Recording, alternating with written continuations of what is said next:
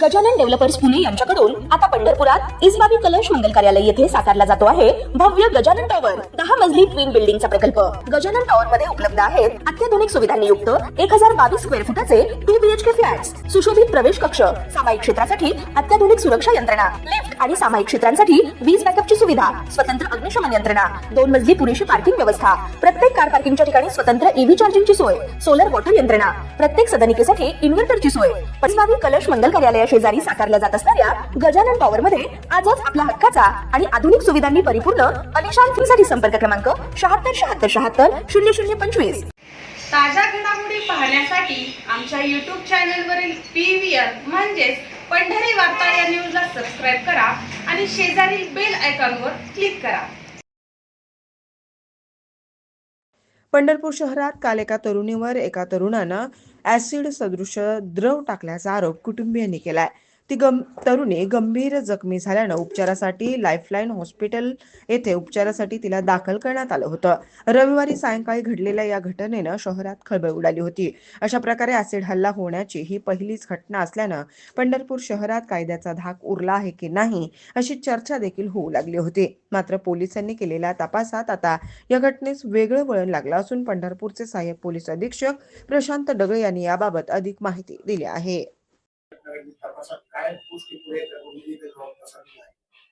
काल सायंकाळी 7:30च्या सुमारास अशी माहिती मिळाली आम्हाला की एक तरुणीवरती कोणीतरी अज्ञात इसमाने ऍसिड टाकून हल्ला केलेला आहे। तिच्या पीडितच्या आईला सुद्धा जेव्हा विचारलं तेव्हा आईचं सुद्धा असंच प्राथमिक दृष्ट्या म्हणणं होतं। तिथे आम्ही त्वरित त्या हॉस्पिटलमध्ये जिथे ती तरुणी ऍडमिट होती तिथे पोहोचलो। त्याचबरोबर आम्ही टीम्स फॉर्म केल्या आणि टीम्स वेगवेगळ्या गोष्टींची तपासासाठी पाठवल्या। सीसीटीव्ही फुटेज प्राप्त केले, Instagram ID, WhatsApp call logs अशा वेगवेगळ्या टेक्निकल व त्याचबरोबर जे कोणी तरुणीच्या मैत्रिणी आहेत, ज्या कुठल्या रिलेटिव्ह आहेत त्यांच्याशी चौकशी केली।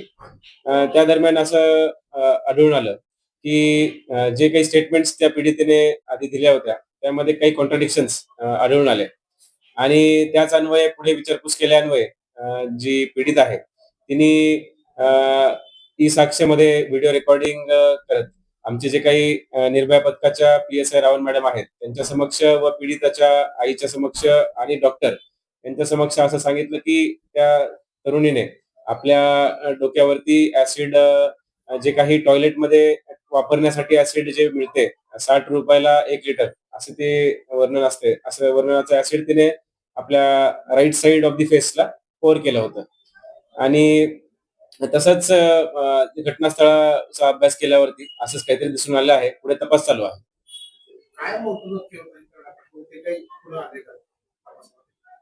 अजूनपर्यंत जसं की मी सांगितलं ई साक्ष्यामध्ये व्हिडिओ रेकॉर्डिंगच्या अनुषंगाने पीडितेने जबाब दिलेला आहे। त्यामध्ये तिचं असं म्हणणं आहे की ती ऍक्च्युली लिव्हर पेशंट आहे। काही वर्षांपासून तिचे जे काही ट्रीटमेंट चालू आहे आणि त्याच्या अनुषंगाने काही अडचणींना तिला सामोरे जावं लागलं होतं आणि काही स्ट्रेस होता आणि त्याच्याच अनुषंगाने हा तिने पाऊल हे टोकाचं उचललेलं आहे। पुढे अजून तपास चालू आहे निष्पन्न।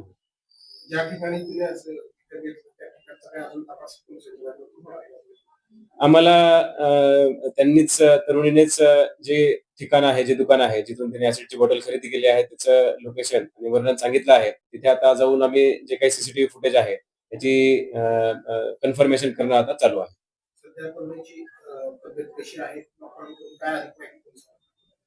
आता जी पीडित आहे तिची तब्येत चांगली आहे। Right side of the eye थोडीशी सफर झाली आहे कारण की ते ऍसिड ट्रिकल डाऊन होऊन तिच्या डोळ्यात गेलेलं होतं। डॉक्टरांनी त्वरित तिचं जे काही ऍसिड होतं ते वॉश करून जास्तीत जास्त हानी न होण्याचे प्रयत्न केलेले आहेत। आणि जे स्किन आहे स्किनवरतीही काही डिस्कलरेशन आहे। डॉक्टरांचा रिपोर्ट येणे बाकी आहे, परंतु आता ती फिट आहे आणि जे काही उपचार आहे पुढे तो सुरू आहे।